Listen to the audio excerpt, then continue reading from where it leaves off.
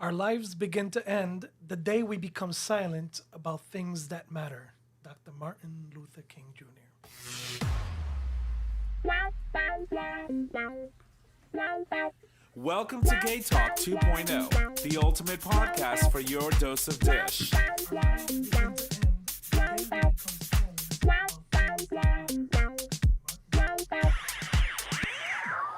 Good evening, ladies and gents. Welcome back to another episode of Gay Talk 2.0, an LGBT podcast streaming live on our YouTube channel on the day of recording. As usual, for all of our Patreon supporters, everyone else gets to see that show live and in color the week after. My name is Tom, and I'm your host. And as always, I'm in the studio with my amazing co-host, starting with the first one. Hey, y'all, Nick or Trish. And J Bear, a.k.a. your boyfriend's boyfriend. And of course, none other than... Hope, Trisha's worst nightmare. Yes, and I just love it. I love that for you. I really don't. You gotta find a better thing for you. Fine, come up with a new tagline. Seriously. All right, so before we get into all of our craziness, I just want to take a moment to honor not just the words of Dr. Martin Luther King, but also the courage behind them. Because silence has never created justice, silence has never protected dignity, and silence has never changed history. This episode is a reminder that every voice matters, especially when speaking up feels uncomfortable, inconvenient, or even risky. Dr. King taught us that progress is not driven by comfort, but by conviction. So today we choose to speak, today we choose to remember, and we choose to continue the great work that he has done for us, that he left us. So welcome to today's show.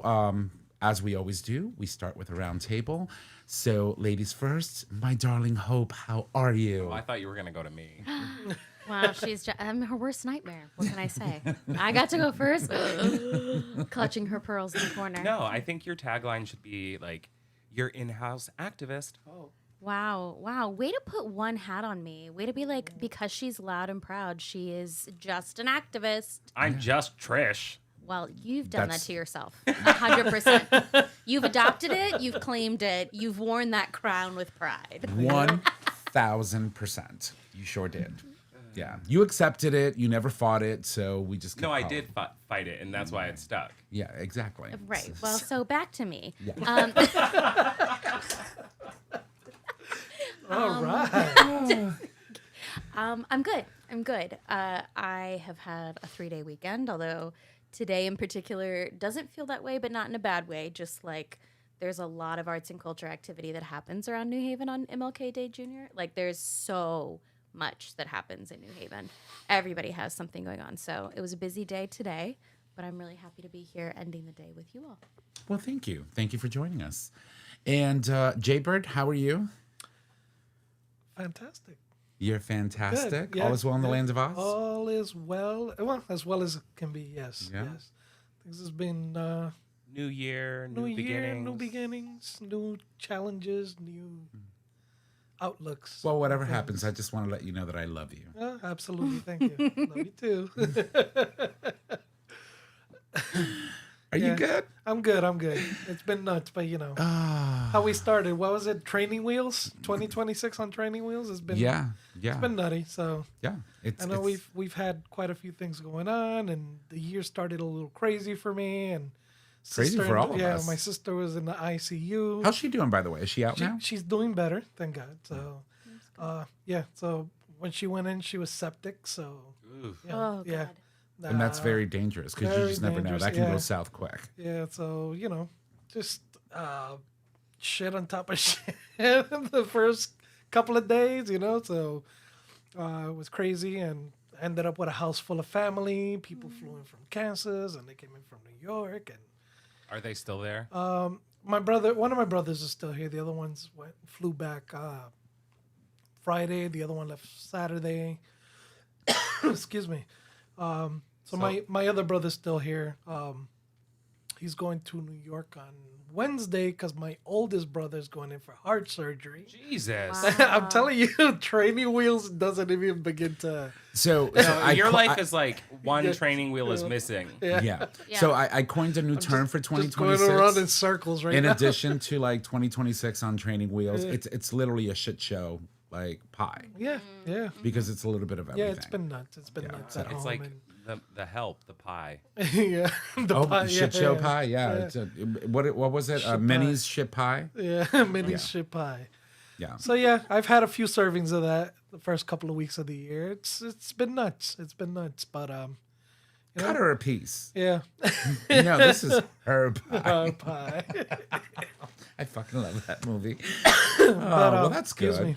That's good. Yeah, but yeah, things are looking better. Thank God. You know, she's out of danger. She's still in the hospital, going through her stuff. They've been, doing some cleanings and so forth, and it's just been nutty. So yeah, but other than that, other things have come along and have given me new outlooks, and here we are. Yeah. Another man came along, didn't he? I think he was trying to avoid. avoid it. Yeah, we're just gonna like We can ice it over it. Trish, darling. So you came into our life today, stumping along. Yeah. How are you? Stomping. So it is that's still the year of the Leo. It Clearly. has not been a great start. Hey.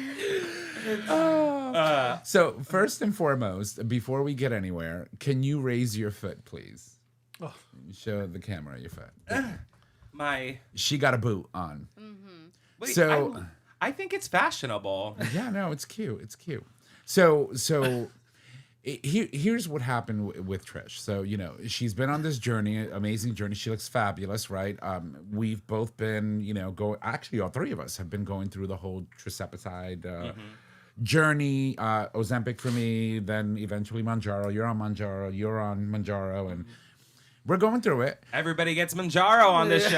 Yeah, Mounjaro for you, you. And so we should reach out to them. Maybe they'll sponsor us.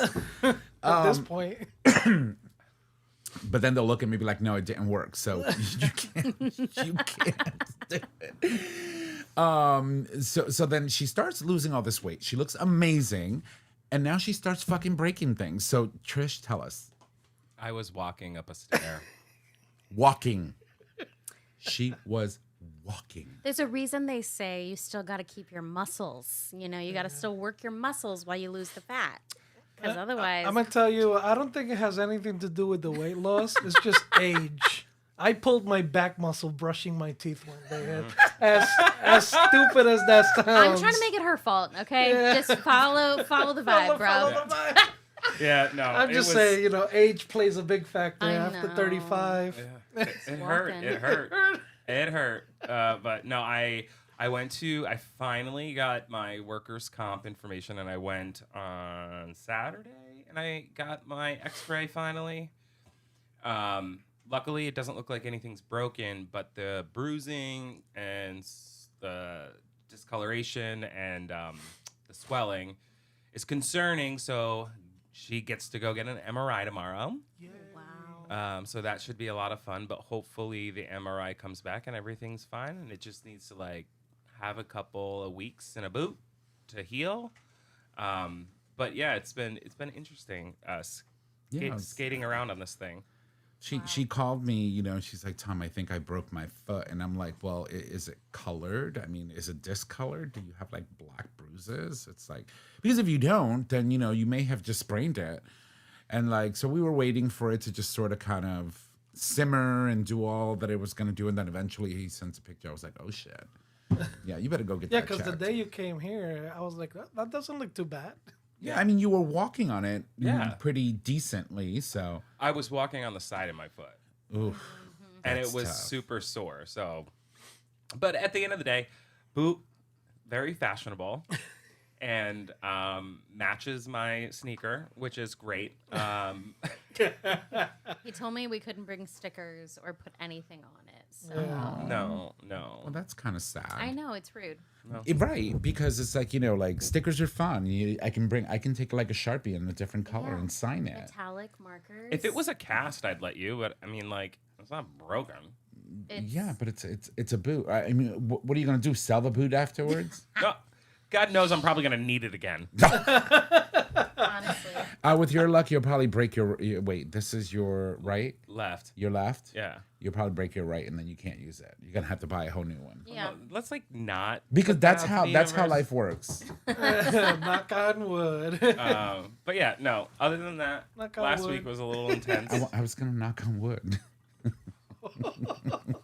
I was actually a little down last week, but ¿Por qué? I think it's just like a mixture of my foot, the whole boy thing. We've got a lot of shit happening at the center. Just like a lot. Like Right. there's just been a lot weighing on me. But I will say I spent some time with my nieces yesterday, and even though my niece was like, "What's that?" I was like, "Well, that's my boot," and she's like, "I want one." I was like, "No." Oh my God! No, you don't. We'll, So we'll get you some rain boots. I gave her a princess skirt instead, but we made hand puppets, and it was just nice to like not think about things that don't involve like joy. Yeah. So that was really nice, and children have a way of bringing that out in adults. Yeah. Like we forget how carefree it was to be a child. Mm-hmm. Right? Like, I mean, for most of us, you run through the world like, like nothing's wrong. And it's slowly you start realizing as you get older, and then you start forgetting some of those carefree moments. Mm-hmm. So, I mean, to reinsert yourself into that whole dynamic, with your nieces, I think gives you an opportunity to sort of kind of shut off the world. yeah.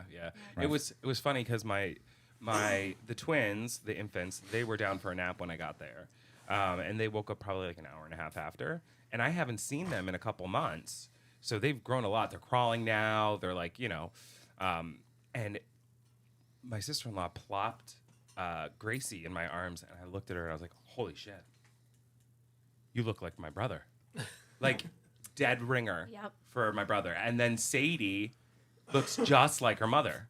It's just it's crazy. I mean, they're fraternal, but Right. like That's what I was going the to say. fact that they're so different, they're growing quick. Well, time flies when you're on Prozac. I keep saying that and nobody believes me. So It's true. I'm Yeah, a just lot of saying. new babies. You're too. going to blink. They're Yeah. going to be in college.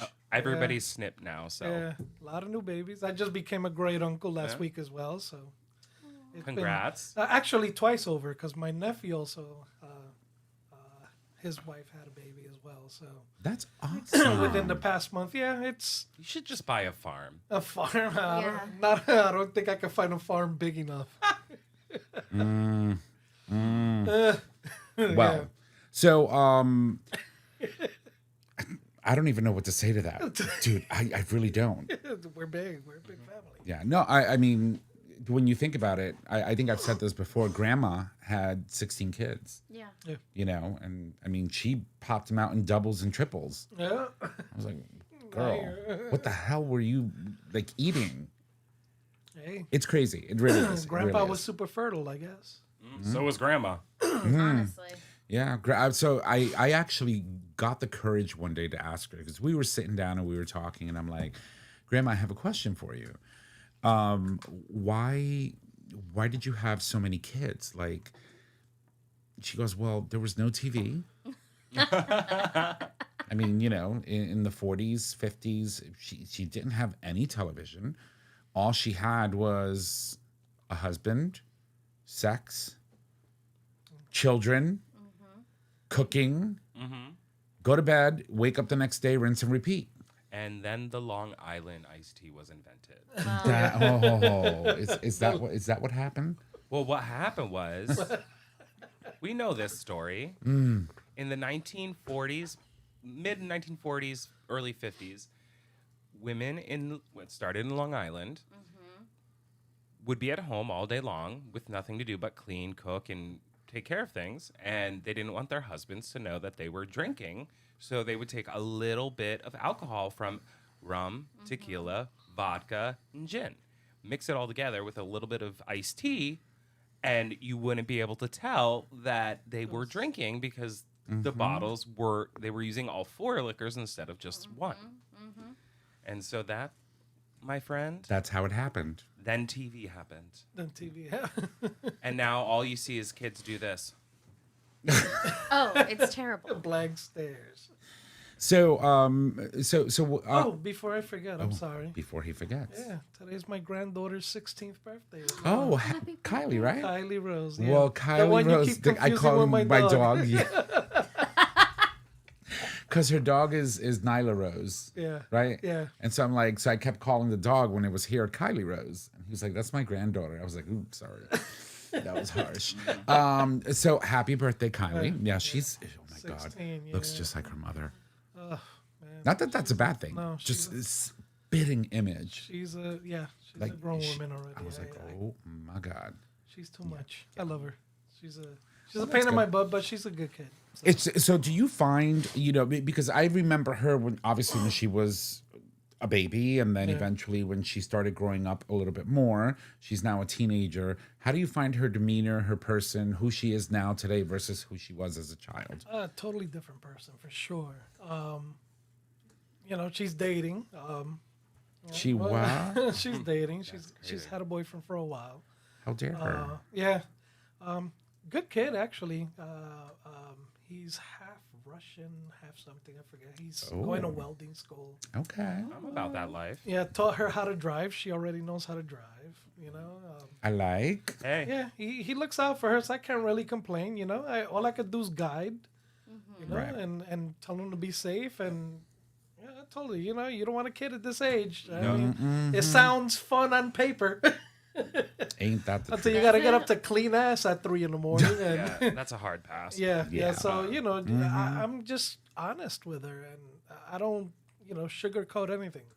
And I tell her, look, you know, look at your aunt, look at your mom. They're struggling, and they're struggling because of the poor choices they made. If this is what you want for yourself, I'm seeing it in my family too. yeah, Like, you know, you gotta. Sometimes you just gotta be. I'm unfiltered about a lot of stuff, and people. but that's like, how you "What?" gotta be. Yeah, You know, yeah. I grew up in a family where we didn't talk about things. We Yeah. didn't talk about sex. We didn't talk about sexuality. And it put me back in life. It really did. Yeah. Like then when I started pretty much living with my best friend's family, they were very open, and it made me realize that my sexuality or who I am as a person isn't shameful. Yeah. And there was this period of time where parents just made kids feel shame because they didn't talk about the things that Right. they were questioning or they were struggling with. Not even sexuality. I'm talking about like depression. I'm talking about like everything. Like if you can't.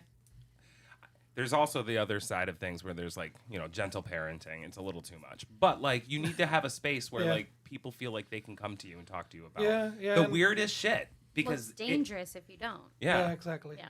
And I think her with me, she's more prone to come and talk to me and tell me stuff she's done. Even though most people be like, "Oh, she's like, hey, I've tried this and I've tried that," and you know what I mean. Yeah.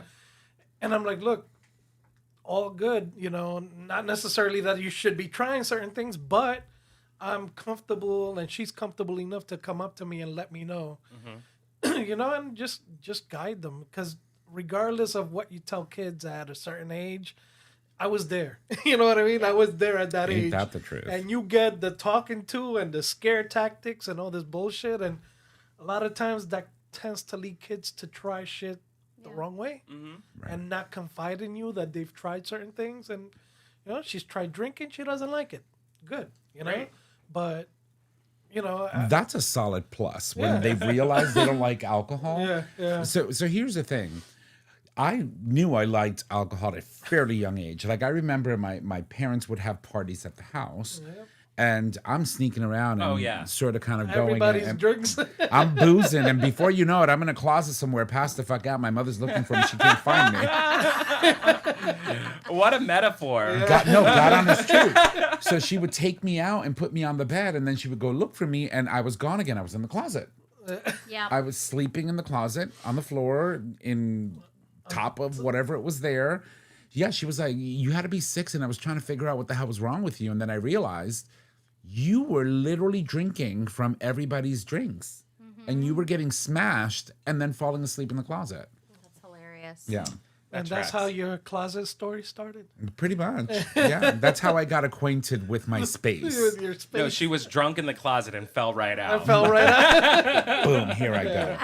So I mean, so teens, growing up and then moving on into my mid-teens, by that point I was sneaking in drinks. Yeah. Yeah. We do it, parents. It Yeah, happens. It happens. My girls did it. I think, my girls were in high school and they would have drinks. Then they wouldn't tell us right away, but eventually they would let us know, hey, we had drinks, yada yada. We've just been kind of open with our girls and about sexuality and about drinking, and if you're gonna do it, be safe about it. Don't be who, where, and when. So here's my thing. Failing at parenthood is not realizing that your child is drinking alcohol at an age when they shouldn't be drinking alcohol, right? You Failing is not instilling in your children the confidence, right? And the idea that even if you did, call me, I'll go pick you up. Yep, It's okay. absolutely. And then I'll put you to bed. Yeah. That's it. And then we'll have a talking the next day Oh, because yeah. it has to happen. funny story. That's when you actually fail. Yeah. Funny story. So when I was in college, college was it college? Maybe like first semester. I was still commuting back and forth to home, but I was like, I didn't have that relationship with my parents, and I remember calling my best friend's mom up and saying, "Hey, I need it. I need a ride." Yeah. And she sent, who now is one of my closest friends, her oldest daughter to pick me up. It turns out that I had smoked weed that was laced with PCP. So I was like really fucked up, right? Anyway, the point I'm trying to make is the fact that I didn't feel comfortable calling my parents. Right. Yeah. Now, fast forward to when, I don't know, maybe I was a senior in college, and I went out in Florida. When I lived down there for like a hot minute, and we went to a club. I don't know how I got in, but She got in. Florida. I mean, she was pretty young, Yeah, for Yeah. sure. and I just had full of got, cum, Yeah. and a twink. Yeah. She got in. I had just gotten my new car, my first new car. It was a Toyota Corolla S. I loved her, Tanya. But so Tanya Hardin. I straight up, I'm on the way home and my parents call me and I'm clearly messed up, like I'm drunk. And I was like, my Siri, stop. Sorry. I was like, my friend's gonna drop me off. We all. Siri, stop the playback. Anyway, I'm sorry. She felt left out today, I guess. But She wants to be on the show. So- anyway, I'm on my way home, clearly drunk. Parents call me. Mom, don't worry about it. Car is like at the coffee shop. We all met there. Then we went to the club. I'm like 5 minutes down the road. I'm gonna drive home. And they're like, no, you're fucking not. And so my friends dropped me off at the house, and I left my car, and I picked it up the next day. But that next morning, my dad woke me up at the crack of dawn. Now this is Florida heat. did he turn your air conditioner off? No, he made me go mow the lawn. Oh, Hungover as. Wow. And I was like, I mean, that's one way to teach your kids. Yeah. Yeah. right. But I mean, I grew up in a cult, so we had a very different relationship with alcohol. So I mean, I was going to ask you. So like we're talking about our youth. We're talking about kids today growing up. When you were growing up, there were a lot of things that you weren't exposed to. There were a lot of things that you weren't allowed to do. So how did you navigate that?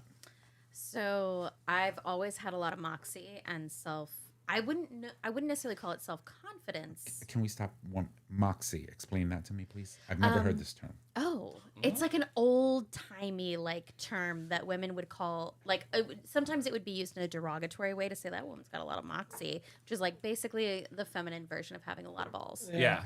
Okay. Cojones, tiene cojones. Yeah, Okay, cojones. gotcha. Yeah, Okay. Yeah. The Puerto Rican version of See, it. see, Yeah. absolutely. I learned something new today. Anyway, for sure. thank you for the education. You're welcome. Thank you for asking. No, so I always had a lot of that, but it wasn't necessarily a lot of self-confidence in the traditional sense. It was more like I had from a very young age been required to be the adult and be very trustworthy. Like young as in like 8 years old. Like I had to be responsible for taking care of adults. Right. So while I had very little information, only kind of like pop culture, and even then like only snippets because it wasn't like I was consuming normal television or radio or anything. But like I remember the first time I took a sip of beer, it was a Corona. I was convinced after like one sip that I must be drunk, and I was sitting by the toilet waiting for needing to throw up because that's what I thought was going to happen. Okay. Yeah. My friend and I, my best friend at the time, we snuck it. She was like, I want to have a sip, and I think she'd had a little bit before, but she'd certainly never been drunk, and I had never. And I was like, okay, I guess let's share this Corona. And again, I waited to throw up, and I was like, I don't feel anything. I'm not sure what this alcohol stuff is about. But yeah, in high school, I definitely went to parties and I definitely drank. But I was, even at that young age, I was the adult in the room. So I never had a scenario that was worried about how to get home because there was always going into it an exit strategy. So I went into any of those environments knowing if I was the designated driver or not, who was. I knew how much I could drink or not drink. Now, there certainly were times where I drank too much, but again, it was always like, if I was going to do that, if that happened, I was in a place where I didn't have to get myself out of it, or I was staying there or whatever. Right. It's like Dave Hartman says, these younger kids, they really just need to learn how to drink and drive. Yeah. But I was the sober kid on every other front, so I was scared of drugs. Like I was really scared of drugs, even weed. I was hanging out with a lot of kids who did ecstasy, who did bars, which I think was oxy. Like there was a lot. Xanny bars. Maybe. Yeah. Okay. There were people doing like a lot of hard drugs. I had friends who went to jail for drugs, for dealing drugs. And I liked to hang out with them because they were fun to me. But I also was like, I kind of enjoyed, this was like the part before therapy where I was like, I'm good at taking care of people. So like I remember driving my friends to a rave, and I literally just sat in the car while they were there at the club, and I had packed their little clear backpacks and made all the candy bracelets for them. Oh my and I'd gotten God. them pacifiers so that like no one was gonna get in an accident, no one was gonna chew their tongue off. Like I was super ready. You were getting them pacified. Wow. Oh, no, yeah. that's a thing. Yeah. Oh my God. So you put the pacifier in their mouth so they can suck on it and Yeah. not swallow their tongue? Yeah, not chew their tongue. Because when you're on X, everything feels really good, and you sometimes don't realize that you're like chewing too hard. Yeah. Oh my God. Not that I would know because I've never done it. But So I will tell you, in high school, so one thing I've never done is drugs, right? I had always done alcohol. I've been smoking cigarettes since I was very young. Yeah, I know, it's bad. Bad. Anywho, I have never done drugs, right? So the one time I tried weed, I remember we had skipped class. the one time I've seen it. No, not that but listen, one. no, That was a when- gummy. That was a gummy. So the one time I actually smoked weed, it was with my cousin Waleska, and we were. I was going to Wilbur Cross, right, and we were like, I don't feel like being here. Let's go up to East Rock and let's just like hang out by a rock or something and just chill. And she's like, okay, my friends are coming with me. We're gonna smoke. We're gonna tote. At the time, it was like we're gonna Yeah. tote. I was like, okay. So I went with them. They lit up. She goes, you want a hit? And I'm like, okay, sure, fine, whatever. I took a hit. And all of a sudden, I feel this. Doom, doom, doom. Like my temples are like doing this, like on speed. And before you know it, I'm throwing up. I never touched it again. I didn't touch weed again until July 1st of 2023 when we legalized it in Connecticut. That I had a vape pen from a friend who was here at the house. We were hanging out in the back. And then the gummies that I bought in Massachusetts that we had before Chris's wedding. so And funny. I took one and then I said to the boys, I'll be right back. I was gone. I never came back. Oh my God. He got up the next morning. He was like, "Did you guys take advantage of me last night?" No, meanwhile, She I'm barely upstairs. made it up. I'm upstairs because I don't really take gummies that often, and I'm upstairs walking back and forth to the bathroom trying to get ready for bed. And I literally looked at Jay and I was like, "Jay, why does everything take so long?" Yeah, no, it's and for me, like, that's it. Yeah. That has been the extent of my curiosity with substances that people often I've seen people, I mean, I have seen lines of Coke in front of me and people just like snorting away. Yeah. And it's never been a thing for me. Yeah. You know, I think mainly because, you know, my father was a heroin addict and he was for many years. And I saw that life, right? I seen what a turn for the worse could look like, Yeah. right? So if I were to even entertain the idea of trying substances in some way, shape, or form, that could be my life. Yeah. And I didn't want that. And so I think I fought really hard all of my youth, all of my my teen years and even into my adult years to make sure that I didn't end up like that. Yeah. You leaned into your trauma. Yeah. Right. And, you know, things like that can do one of two things. They can ruin you or they can make you stronger. They ruined one of my relationships, maybe two actually, Yeah. But that was me. but Yeah. not on my side. Yeah, no, it's crazy. Same thing with me. Growing up, all my friends used to, smoke weed. I remember the guys I used to hang out with. They all used to do acid tabs. Yes. That was was a a big thing. thing. And all the time, oh, you want? I'm good. And none, offered once. I said no. They never really offered. Right. Main thing for me, I used to drink. Right. I used to Well- drink 40 ounces and blackberry brandy all winter. yeah. And growing up in New York, we walked everywhere. The one Yeah. thing I Walked started. everywhere. Oh my God. Yes. I used to have the little V shape. I was looking good she back was then. tight. But Oh. I could walk for days, Yeah. no fucking problem. Yeah, she And was. that was tight. that And was now that was I'm in for a me. boot. And look at me. Now I got a I protective gotta cover. say, for any kids that could be listening, though, I don't know about you, Jay. I was actually not bullied for being the kid who didn't partake. Like they would always offer, but it was Yeah. always like politeness. It Yeah. was like, we know you're gonna say no, but we're always gonna offer. But it wasn't like anyone bullied me for it. They were always Exactly. like, "That's cool. She's Yeah. the kid who like maybe occasionally drinks, but like we respect it actually." The only Yeah, person that ever. And if they try to push you into doing stuff, that's not a friend. Right. That's right, not a friend. Right. And that's why you got to keep in They're mind. usually a family member. Yeah, sometimes.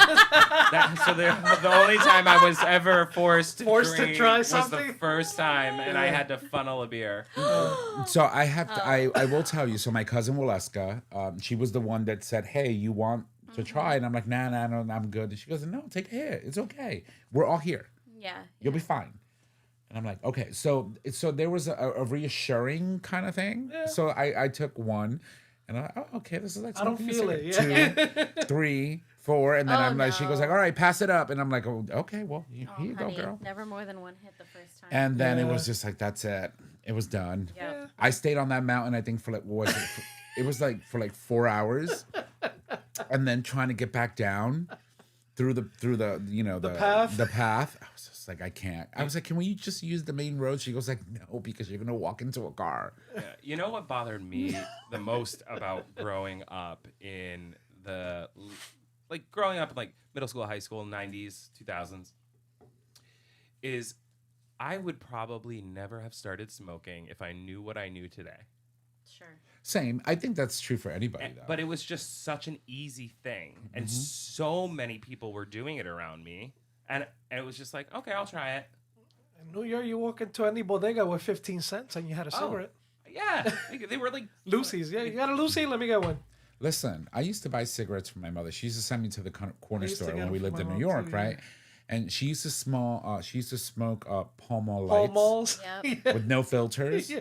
And she would give me $1 and say, "Go get me a pack of cigarettes." They were 35 cents for a pack of Pall Mall back in like 1986, 85. I must have been like maybe 5 or 6, and I would run to the store, and I would get her cigarettes, and then I would run back home and give them to her. 35 cents. That's crazy. Yep. Today they're like $15. Oh, yeah. Yeah. I A picked pack. up a pack for my brother. I was like, oh, Yeah, it hurts. 15. Yeah. I was like, Yeah. the fuck? Yep. And that's here. In New Yeah. York, it's even worse. Yeah. You can I pay think up they're to 20 fucking bucks for a Yeah. pack of It's cigarettes. nothing York. in Texas. I'm sorry, y'all. Yeah, I know. It's like, It's like nothing. If you ever need me to fly with something, just let me know. Suitcase full. They sell the cartons in every gas Oh my station. god, she's gonna be a cigarette mule. Same thing in Puerto Rico. I mean, Yeah. although their prices have gone up a little bit, when you fly into Puerto Rico, you could go to Yeah. duty free Yep. and grab your cartons of cigarettes and fly back. Which is so weird because, well, we don't need to get into the conversation. Yeah. But anyway. But anywho, we're not saying that you should smoke. No. No. It is horrible. Don't do Absolutely. it. It's a nasty habit. It costs a lot of money. So I will do a quick math. So at $15, No, don't do the math. Don't do the math. I don't want to hear the math. Yes, we want to I hear what don't you're want to losing. hear the math. So at $15 No. Take off my headset. times 7, Let's see. that for 1 week. Okay, so we're Times talking 7 a pack a day. Yes. Oh Jesus. Girl. 105 a week. Right. So 105 now multiplied by 52 52 weeks. $5,460 a year. Oh, It's about $5,500. Why a did you year. do that? You're a ruiner. I'm Ruiner. just- good. It's facts. It's just Perspective. facts, Trish. Perspective. Yeah. It's not. Vaping isn't any cheaper. Yeah. And we don't even know what it's gonna do. Yeah. We Vaping don't isn't really any know cheaper. what You're paying. Manjaro's gonna do, but I'm gonna Yeah. stick to You're that paying- shit. Another Okay, but $23 the FDA a approved piece. that. The FDA did not approve this. A vape is the on the cheaper side. You're paying $20 for a vape. Yep. You know, on the cheaper side. So you figure a vape every week. It is cheaper, but Yeah. it's not necessarily Yeah. better. It's Yeah. not. Yeah. We're not scientists. No. Yeah. But- But anywho, the moral of the story is We went off the rails. don't smoke. Those. Okay. And what's that? We're gonna And all this have from to Happy break. Birthday, Kylie. Oh boy. Happy birthday, Kylie. Y feliz cumpleaños. All right. So what we're gonna do is we're gonna take a break because we have to go do some things Have a smoke. Oh my god. Have a shot. or two. Hey, we grew up in a different generation. Yeah. And when we come back, obviously we'll get into the dish. Yeah. We will be right back. All right, ladies and gents, welcome back from the break. Thank you for allowing us to do that. We needed it, and here we are. Okay, so before we went on break, we really got like off track. We went everywhere. It is the day that we celebrate, obviously, the life of the amazing Dr. Martin Luther King, and we do this yearly. Obviously, there's been a lot of controversy recently surrounding this particular holiday, this national holiday that we celebrate, given the rhetoric from the current administration. But that is a story for another time. What I wanted to do is focus a little bit on some of the great work that this man has done throughout while he was alive, right? And how that resonates with a lot of people today, and how that inspires the great work that people are doing today. And given the fact that we have people here that actively go out and engage communities with activism and fight for rights, etc., I think that it is it's poignant to talk about the legacy of this amazing man. So before we started the show today, obviously ChatGPT is my best friend. I asked ChatGPT, can you do me a favor and find me quotes from Dr. Martin Luther King? So I'm going to read a couple, and then we're going to talk about how that how that resonates with us, and how it fits into the legacy of such an amazing man. So one of them that I was reading that he had spoken so famously was that the time is always right to do what is right, right? And when you hear those words, what does that mean for you? So maybe I hope, because you're just such You can just say it. You're Nick such a said little I'm the activist. Yeah, I'm the resident activist. you're our resident activist. What do those words mean to you? That there is, so I think a lot of times when we see injustice happen, particularly in a moment like this where we feel like all civil liberties are attacked all at once, there is this kind of, on a personal level, this anxiety that comes up about what action is the right action, what moment is the right moment. There's a lot of fear, and understandable, very legitimate. I don't want to illegitimize the or delegitimize the risks that certain people have to take when they protest, when they stand against the systems of power and the status quo and the expectations of you. That being said, his quote to me means the time is always right. It's not actually about timing. It might be about how. It might be about who. Who is the best voice for this? What is the best method for my message to be heard, for change to actually be made, rather than just signaling and posturing and making folks think I'm a good person. But the timing isn't actually the question. In fact, the time is, if you are personally aware that something is wrong and you're just the average informed citizen as opposed to being right inside the heart of the machine, by all means, you're hearing about it after a lot of things have been moving If to you take see away your something, right. say something. That too. Yeah. That too. I mean, like a lot of people think like, oh, that's so cliche, that saying. But no, it's true. It's like if you're watching something happen before your very own eyes and you are just standing there doing nothing about it, that speaks volumes, not about the situation that's happening, but it speaks volumes about you as a person. I mean, yes, and And, given a quote from Hope's book, yes, and um, given everything that's going on in the world and the lawlessness that we're seeing with ICE, that saying the time is always right, or see something, say something. If you feel unsafe, maybe not see something, say something. sorry, we're having a moment. Well, it means don't wait, right? That's what it means. And again, your action may not need to be In the because moment. it may not be safe for you to be like, oh, I'm going to go be the loudest person. I'm going to go yell. I'm going to go stomp. I'm going to go obstruct. I'm going to do whatever I can. Maybe that's not it. But what is not helpful is to pretend like this is not happening and to wait for it to get more urgent and Turning more a blind pressing. eye. Yeah. Let someone else know who has the privilege to step into that moment, but don't just Right. be silent. The time is now. The time is always now. I think it's a little scary though when we think about this moment now. When you say privilege, right? I have privilege. You know what I mean? As a white cis gay man, I do have privilege. Sure. But does that really matter in this moment? Well, it does. I mean, In some facets, yes. But so did that white woman that got shot and Well, killed in Minnesota. That's why it matters, because even though you have white privilege, we found out very quickly that white privilege doesn't protect you from being ended. Correct. Right. Exactly. Right. So, I mean, we were thrown a curveball, with this woman's death, right? Because we are under the false pretense that white privilege will allow you to have some sort of, impunity of being able to act on your white privilege and protect your friends. You're not going to get stopped. You're not going to get pulled over. You're not going to get shot. You're not Gonna get arrested. You're not gonna, suffer consequences that you ordinarily wouldn't expect as a white person. We found out very quickly that is just completely false. Well, and systems of supremacy want us to not understand how those very systems also hurt the most privileged inside the system, right? Right. So you could say in the system of racism that white people in America might be at the top of that pyramid, so to speak, of the white supremacist culture. At the same time, racism hurts them deeply. It hurts them not the same ways, but the fact that everyone else around you is being delegitimized, the fact that your relationship and proximity to people of color is questioned and dubious, right?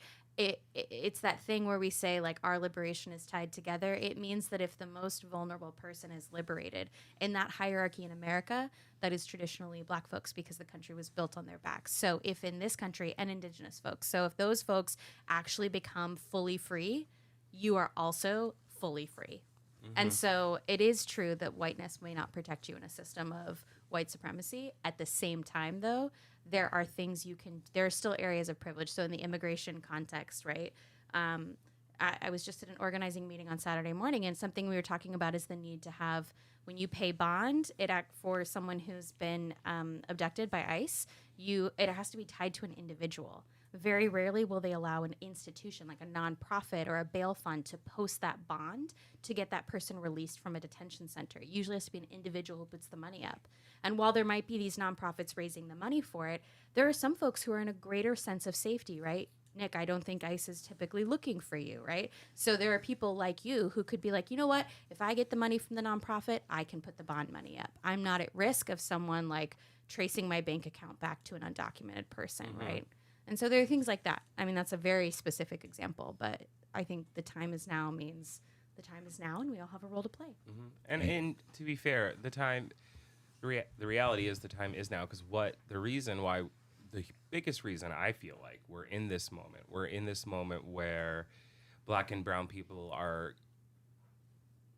they're ramping up targeting them, right? They're just like, we had this like lull, I would say, during Obama, where people were starting to feel like they could be who they were. They could walk the streets and feel comfortable. And then when Obama left office, white people were like, well, we want our power back. Right. They were given permission by the head of state, in this case, to be white people. White, sorry, I feel like my power is being taken away, like my voice is being taken away, like I'm being hurt by these people, and therefore I must discriminate against them. And it's not like if you uplift another community, you're going to lose something. You're probably going to gain something. Well, I think that's the fear too. So you got to think about, so when you think about the two demographics in the United States of America that are growing the fastest and have always been the majority, that is the Black community and the Latino community, and especially Latinos. The Latino community in the U.S. is growing exponentially so big that eventually they will be a majority. And a lot of people forget too, for example, states like Arizona, Texas, New Mexico, that used to be Mexico. And predominantly the people who originated from those areas were indigenous people and people who spoke Spanish. And the U.S. sort of kind of started renting land because that's what Mexico allowed them to do. And before you know it, they were like, fuck it, we're taking this over. That's how they got Mexico. Right? That's how they got Texas. That's how they got New Mexico and Arizona. And a lot of Texas. Yeah. It's crazy. So another quote, and this will be the last one that we'll read before we sort of kind of, move elsewhere. In the end, we will remember not the words of our enemies, but the silence of our friends. When you hear something like that, Jay, what does that speak to you? Silence. You're being complacent to any injustice that's happening. It's like a great example would be like you're out with friends, right? You're out with friends, you go to the bar, and something happens, and one of your friends gets into an argument with someone, and they want to jump them. You could step in and try to avoid that from happening, or you could just stand to the side and be like, that's not my problem, right? Right. And you're kind of being complacent. And whether it's something that's justified or not, there should be a fairness to something that happens. And that's the way I see it. Right. It's just being conscious, being aware of what's happening at the time and place, and who's being targeted at that time. Right. It just happens too frequent, and again, the way this administration has empowered individuals to question: do you live here? Do you live in this block? Where do you live at? You can't own property here because you're not white, and it's basically what being implicit to that sort of jargon and bullshit allows people to continue doing that and abuse what they assume is power they have over you. Right. And I think sometimes you need to take a step back and call people out on their bullshit. 100%. I'm reminded of how, and I'm not original in thinking or saying this at all, but a lot of folks might hear someone say to them, well, why'd you have to make that so political? Yeah. Why do you have to get so political? Why do you have to make such a thing of it, And not always, but a lot of times what I think that's rooted in consciously or subconsciously is you actually are not feeling very impacted by the system. Someone else either is or knows people who are or knows that others are and is saying something about it. And the system's working for you. So you're like, oh my God, why do you have to make it so that the system is like in question now? That we're now interrogating whether or not it works. It's exhausting to me. And I get it. If the system is working for you, I mean, I think about, housing is working for me, so to speak, right? I have a place to live. I can afford a place to live. I'm not particularly concerned that if something happened with my apartment today, that I would be unable to find another place I could afford to live. But if someone is in my face saying, hey, there's actually not enough affordable housing, there's actually not enough housing that I can access, there's not enough housing that's safe, there's not enough housing with landlords who aren't going to just abuse me and take advantage and like never do all the repairs that I need them to do, I still care about that. I can actually still care about that and not lose my privilege in the system of housing, that I can, generally speaking, find a place in New Haven that I can afford to live with my partner. Right. But a lot of people, they're like, oh, now I have to be aware of something else. The system is working for me. And I want people to know, like, yeah, that doesn't mean you have to, and not every issue's got to be your issue, but girl, you're pushing back on it. Your silence, or even worse, you're saying like, please, just everybody else be silent. Yeah. Is that speaks to your character and your integrity, your empathy. Right. So I mean, so when I think about the first time that I could cognitively recognize learning of Dr. Martin Luther King and his work and his unfortunate death. I mean, we learned throughout school, right? At that time, I don't know where we're at in curriculum nowadays when it comes to MLK, but when I was growing up, when I first learned about Dr. Martin Luther King, one of the first things that came to mind to me, because like some people, I'm not very religious, right? And I do believe in faith, right? And when you think about the work that Dr. Martin Luther King, because he was a reverend, right? His work was faith-based, but it was also based on, equality and fighting for everybody, not just the people that he believed were righteous, right? For me, his great work was one of the few times in history that I could actually recognize where something that was faith-based actually worked for all and not for a subset group of people that happened to be part of that faith. It was one of the few examples that I could ever find in history. That's because he didn't weaponize it. Yeah. Yes, and so that, I believe that was that was the catalyst for that movement, and that's why it was so successful and so effective, because even though he was very faithful and it was faith-based, and his words clearly reflect that, he wasn't chastising people who didn't believe in his faith. He was including them. That's right. And a perfect example of that is what we were talking about off break that you said you were going to mention, but Trish? No, I was just gonna say I think the way he approached it invited introspection. It invited people to want to learn. Well, why is this so important? What am I missing here, right? And I had an experience this past weekend where I was having a conversation with somebody, and they asked me point blank, "Okay, I don't get it. What are your issues with Donald Trump, and what are his issues with the LGBTQ plus community? Because I don't see it. I don't see it from my angle. I don't see that he's attacking your community from my angle. So what are some key points that I need to know to educate myself?" And, we had a long conversation, and I don't need to get into that. But I think the point is people are starting to wake up, but movements like Martin Luther King Jr. invited people to wake up. And that's important. In a movement, you need people.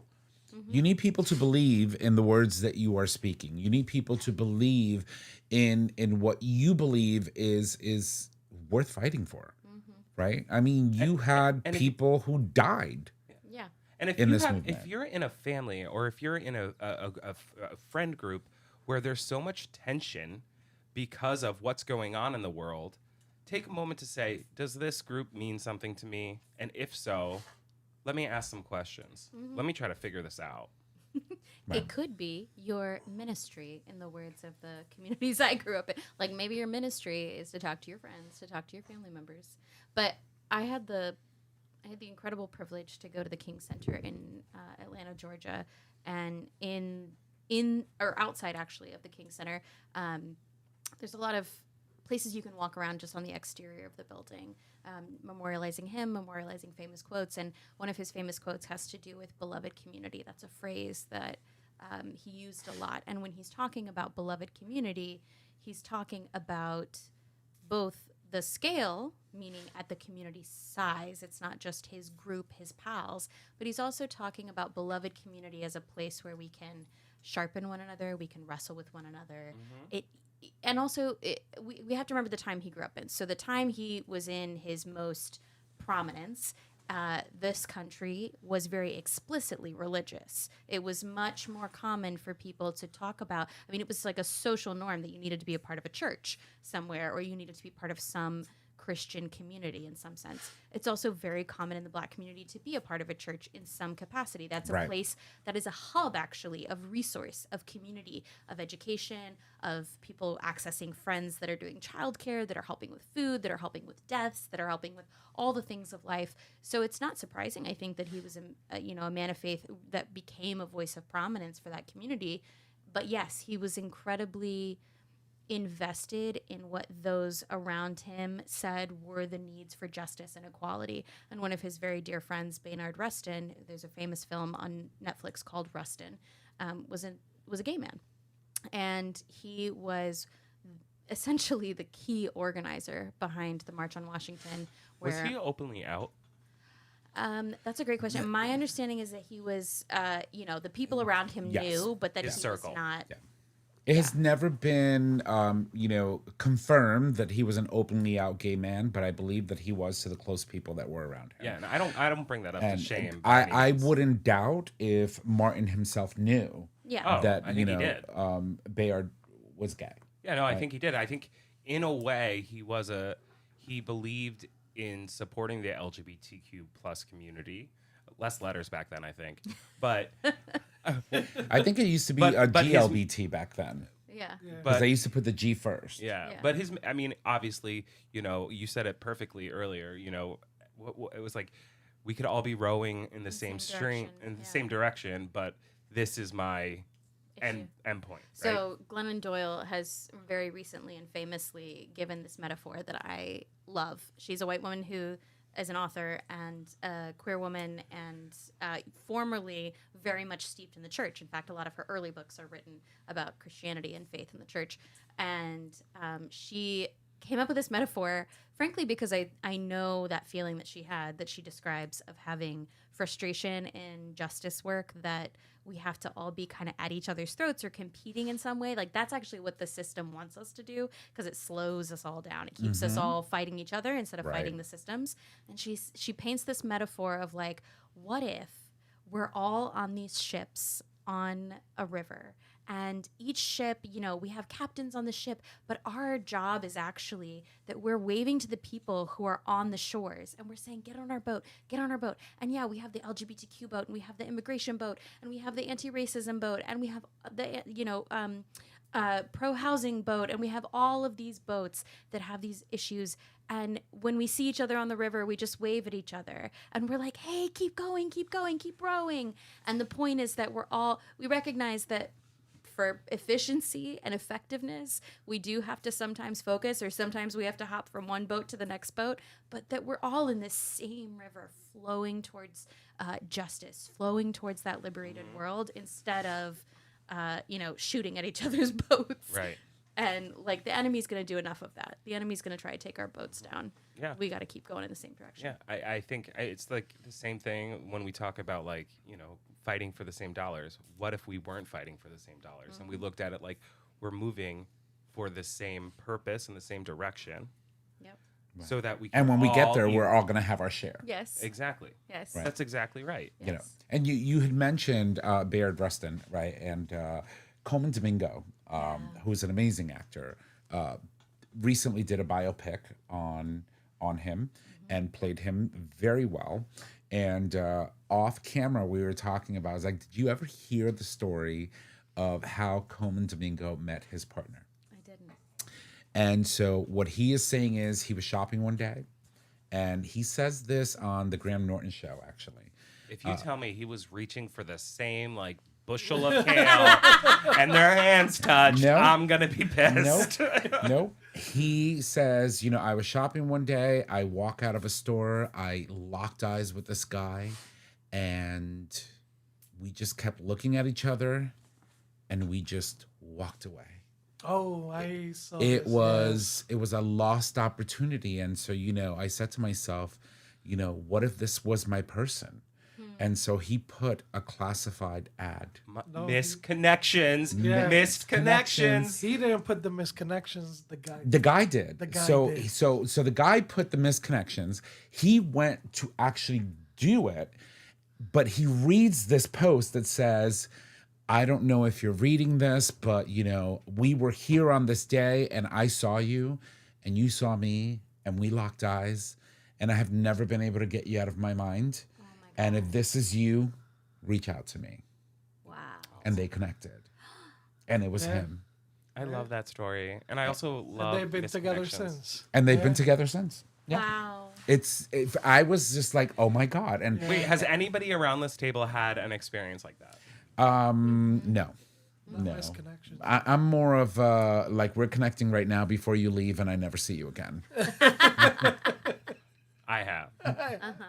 Have you? So yeah. explain. But anyway, that was the story Please to me. chair. Please chair. This is like, I don't know, maybe like, this was pre-COVID. 8 years ago, I was at a liquor store.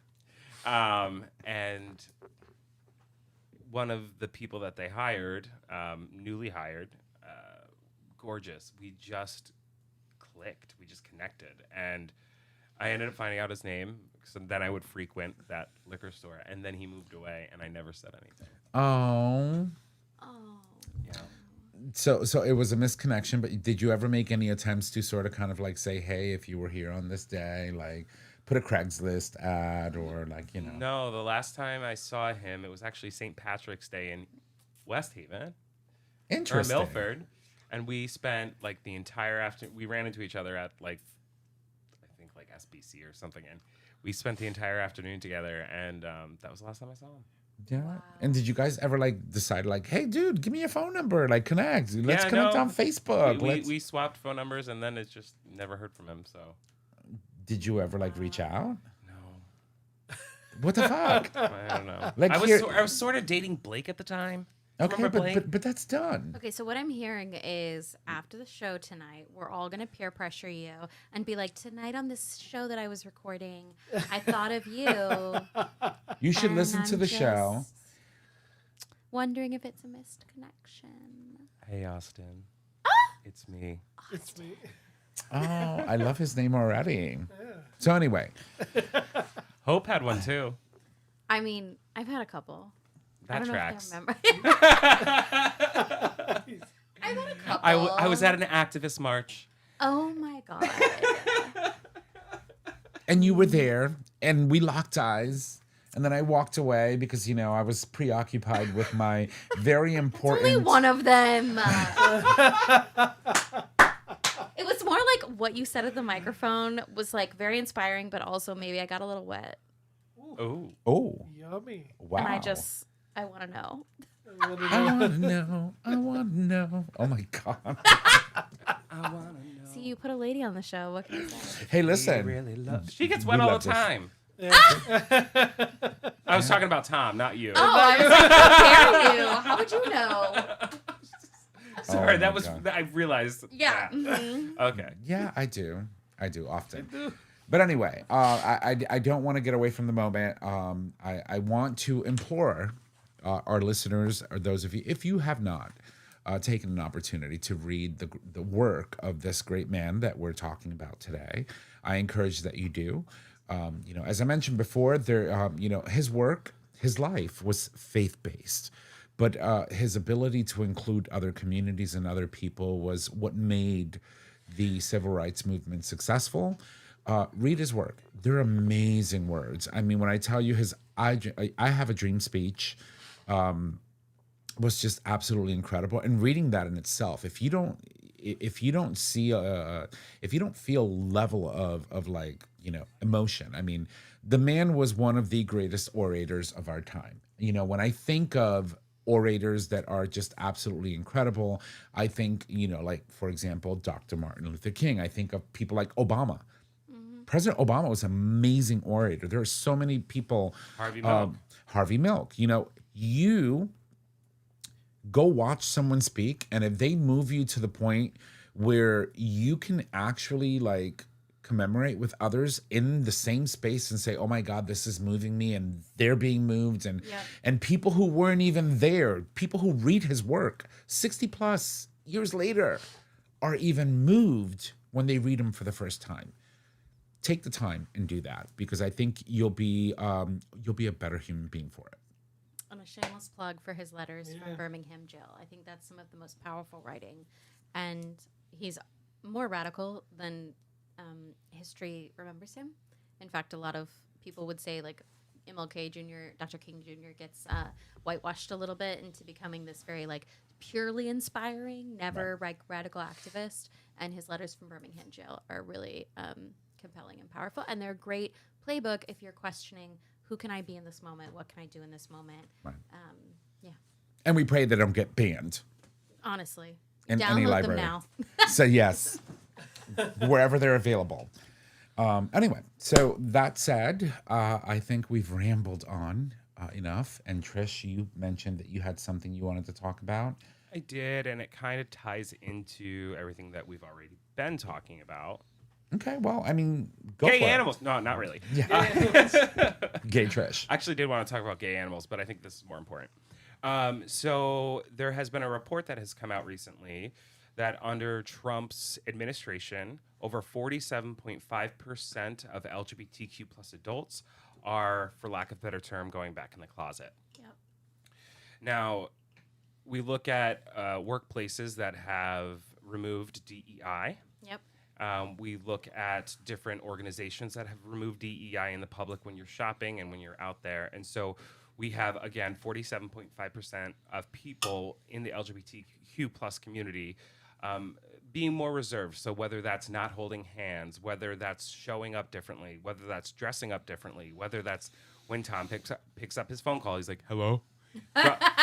Dropping your voice. It happens. But in just clocking those things, because those are the things that we have innately like done and have taught ourselves to do to protect ourselves. Right. And the scariest thing, well, I wouldn't say the scariest thing, but the percentage of people, parents of LGBTQ parents are not showing up at school functions for their kids. Because they don't feel comfortable walking into school, and not showing up for your kids when you want to show up for your kids, or only being able to send one mom or one dad. That's detrimental to the children. Of And course this it is happening under this administration because people are fearful for their lives Right. And I and mean, in persecution, Right. and their children right. being ridiculed at school. Right. In healthcare, it's 25.4%. Public spaces, it's 28.3%. And most workplaces at 26.5%. That the Human Rights Campaign is reporting, where people are feeling the need to go back into the closet. Yeah, and but I think that's also heavily reliant on where you live, right? So Yeah. we live in Connecticut, or at least Not necessarily. I mean, you can be in Connecticut. What if you're working for a big corporation that just took away all this DEI shit? Yeah. So and they do exist. I don't want to minimize or not say that it doesn't exist here, right? But it is less likely here in this state that you will be put through the ringer for being openly gay or an openly lesbian person. However, that's not the case for a transgender community or a community of people that are non-binary, gender non-conforming. So there's a lot of work to do in this space, but there are some states that are a lot safer than others. Like when you think of, for example, Connecticut, New York, California, these are relatively good places to be if you're part of our community, because there's a lot of history in these places that drive our ability to be outspoken in public spaces. Yeah, and I think the reason I'm saying it ties into what we were talking about was, yes, I get it, right? I get the fear and the need to take a step back, right? And feel the need to maybe tone it back or closet yourself. I'll never do it, right? I mean, I just couldn't do it. But like the reality is, I know it's scary, but I would implore people to push and be more visible. Like in a moment when you feel like you don't want to be more visible, you don't want to hold that hand, you don't want to share that public peck on the cheek, whatever it is. You don't want two moms walking with two kids down the street because you're afraid. I would implore you to just do it. Try it. Keep staying visible. It's so important to stay visible. Right. Knowing that they can't silence us is so hugely important. If there are issues, you have a village. You have the LGBTQ plus village, a huge community that will show up for you. Yes. We will show up. There's but- more of us than there are them. Of course. And that's what they And we keep forget. adding letters. And it's what they forget, right? And that's what is intended to scare us. Before it becomes a full Gestapo state, it is intended to make us scared of doing the little things. Because if we eat away at that, then once things become very scary and very violent and very severe, right? They actually can lay the groundwork for that. So we actually have to hold our ground until those things are truly unsafe for us to do. We have more of us than we do of them. Yeah. And according to I know we've been tracking every now and then the trans legislation tracker. I think part of it has to do with the number of anti-trans legislations. I'm sure there's other And banned books. And Yep. But like for now, we have 1,020 bills since 2025 that are anti-trans that have been proposed across this country. So far, 125 of those have been passed, and 513 of them are still active, meaning they're still up for debate. They haven't been put down yet. So I think things like that make it a lot more real for people. And if you're, even Connecticut, it's harder to get health care. If you're an LGBTQ person. Right. So imagine whether it's social or whether it's like, I don't feel secure about myself because I'm having a hard time getting access to my health care and I feel a little embarrassed or shamed or whatever, then people are hiding. I mean, I know growing up, I would always, and still sometimes to this day, clock, oh, I'm holding this person's hand. And I'm just like, my eyes are much more active. Because it's not as comfortable, but that doesn't mean we shouldn't be doing it. That's right. Right. I in my case, like you, there is no way I'm going back into the closet. You're going to murder me at some point, somewhere in a corner for being who I am, because that's who I'm going to die as. There's no going back for me. Talking shit till the bitter end, right? Till the bitter end. I'm Amen. going Me out. too. So, ICE unfortunately, is going to that's show up just to a me. glory hole. Facts are Stop. facts. Listen, Facts no shame in my game. But what I'm saying is, it's like, for me, I will still hold that hand. I will still, no matter where we are, I don't care. If we're at a straight bar, gay bar, I will walk up to Jay and give him a kiss on the cheek. I will do the same to Nick. It doesn't matter where I am. I am who I am. Do I look around? Absolutely. Because you know what? I want to clock people that feel uncomfortable, because you know what my mission then becomes? Making you feel even more uncomfortable. Because now I'm not going to do it subconsciously. Now I'm going to do it purposefully. I want you to see it. I want you to get bothered. And it's not me antagonizing. It's me showing you that you are not going to intimidate me into not behaving the way that I feel I should be allowed to behave. But that's also more than just that, right? You're also giving them the opportunity to grow and be comfortable in a situation. That too. It's like, hey, listen, we're all adults. You're just gonna have to get the fuck over it. We live in a world in where marriage equality is a thing. I may walk into a restaurant with a husband and be able to do the same thing that you do. Kiss them, hold their hand, caress them, say, I love you, honey, all of that stuff in public spaces, just like you do. And if you can't deal with that, stay the fuck home. Yeah. Amen. Yeah, I mean, Plain and simple. it's true. It's true. All that said, I will also say, make sure you're safe. Absolutely. Absolutely. And we've always talked about this, like, especially like right around in October when we talk about National Coming Out Day. Don't be afraid to come out. However, if it's not safe for you to come out, that's okay too. You'll get your chance. And that informs your mission. Of course. If wherever you are is truly so unsafe for you to be going to your kid's school function or whatever the case may be, that now maybe you have a new mission. Maybe that's your boat. Maybe it's like the mission is actually to get the fuck away and get to the place where I can be safe. Yeah. Right. Yeah, we covered a story a few months ago about a couple teachers who left, I believe, Florida and another state Yep. because they were parents, but also in the LGBTQ plus community, and they wanted to make sure that their kids were safe. Yeah. Right. It's just We have an ex-coworker now who moved from Georgia to Connecticut. That's right. We yeah. just thought, yeah. Yeah, because her son was gay and was starting to be bullied, and she was like, "Fuck this! My kid comes first." Yep. You know, so even for a hetero parent to make those decisions, it speaks volumes. I'm actually in talks with her to bring her on the show and talk about that experience because that's quite a move. Yeah. You know, I've had the opportunity to meet her child. And I'll say that because at this point, you know, her child may be at a point in time where they're trying to figure out which way they're going, and that's perfectly fine. And we want to provide a safe space, but they are amazing.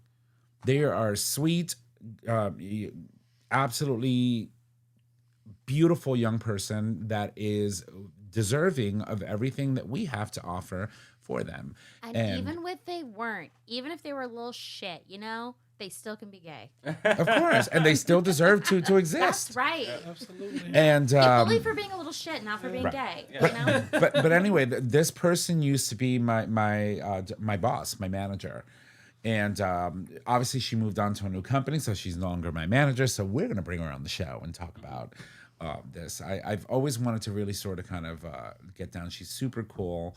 You know, during my my tenureship under her guidance, I had never seen a more fierce advocate for me in the workplace, you know, for getting what I thought I deserved. And when I tell you I needed something, it was never a thing. If I needed there was it, no question. Yeah. there was no question. And so, yeah, absolutely. I would love to have that woman here. We're in the works. I'll talk to her and have her come in. And It's sit with really us. fun to see. I mean, just this past week, just to see some of the parents that have stood up and been elated to share news about their LGBTQ child. It's really, I never saw that growing up, and seeing it now, seeing people smile and cry to share that their child is a part of the community is it's pretty amazing. And especially when there was a journey that needed to be took, as I like to say. There was a journey that needed to be had to get to this place. There was a lot of learning, but yeah, we'll have more Yeah. eventually We'll at table some that point. one. Yeah, we're gonna We do need it. to move it on, or we'll be here another hour. So, anywho, She's all right. like, I'm done. No, it's No, I mean, I so get it. much that could keep coming up. It's insane, man. All right. So I am going to toss it over to my fabulous people around this table. Trish, you're up first. Let me make sure this music is not playing like we did last week. Thank you. All right, everybody. Here's Mama Kim's Minute. Number 1, just show up. How to join the fight for LGBTQ plus rights when you don't have a queer loved one. Number 2, unsung heroes. 6 queer moms who revolutionized LGBTQ plus family building. And number 3, who is Guardian Rescue star and trans ally Lee Berghill? On this day in gay history, January 19th, 1976, the Vatican released the declaration labeling homosexuality a serious depravity, reflecting the powerful religious opposition gay people faced during much of the 20th century. And while this was deeply harmful, moments like this also fueled greater resistance, activism, and determination within the gay community to demand dignity, visibility, and equal rights. Yes, Do queen. you work in theater? Because the inflection was on point. What can I say? Alrighty, moving on. If you love the show, please make sure to subscribe, rate, and review on your favorite podcasting service. By subscribing, you get the latest and greatest of our show delivered right to your favorite device or web browser as soon as the episode is published. You can also support us on Patreon. With Patreon, you, our listeners, can help to support the show with a pledged donation. The donations are collected monthly and can be in any denomination of $1 or more. Thank you kindly. And of course, Trish, we're back to you. Oh, thank you. All right, everybody, get the Future Method and all other products today. All products are doctor developed, can clean out without hurting your bum. Take confidence anywhere with the anal powder packs. Increase your stretch goals with the 3-piece anal glass dilation kit or silicone kit. Jay. Not yet.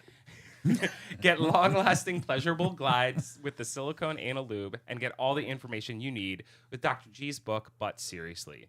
Visit futuremethod.com to purchase your life-changing bum accessories today. Going a little bit off topic, have you guys seen the new stuff they're putting out online? For With- Future Method? For Future Method? Not yet. And the new doctor that's... Oh, have you seen the new doctor? I have not. Oh, you got competition, Trish. I guess I'm going to have to book another... So let's just say He's a cutie, I but- started palpitating when He's I was cute. watching. Oh my You gosh, got- she's going to go look, look she's for going it. online. But anyway, go. Moving Please. on. I already set the fire. Yes, you sure did. Our show is available on our website, Gay Talk 20 under audio. Oh, sorry. Our show is available on our website, gaytalk20.com under audio podcast. It is also available as a free download on Apple Podcasts, YouTube Music, and now Spotify. Trisha Yearwood. All right, you can find us on social media, Facebook, Gay Talk 2.0, Instagram, Gay Talk 2.0. You can email us at gaytalk2.0@gaytalk20.com. Tom, here we go. I'm going to let Hope try this one. Okay. If you need to reach out to us, just head on over to our website and click on Contact Us, the tab at the top of your web browser. There you can leave comments, suggest topics, submit a question for the cast, or individual host, and much more. You can also call us and leave a question via voicemail. We can answer your questions on the show by just calling 334-GAY-TALK. And if you need those numbers, it's 334-429-8255. And don't forget, wait, did you want to do that one? Yeah. We'll Great. take that. Don't forget, we do stream live every Monday at 6 p.m. Eastern Standard Time, and you can access the live stream on the day of recording if you're a Patreon supporter. Everyone else gets it the week after. That being said, ladies and gents, that is our show. Thank you, and y'all have a good night. Bye.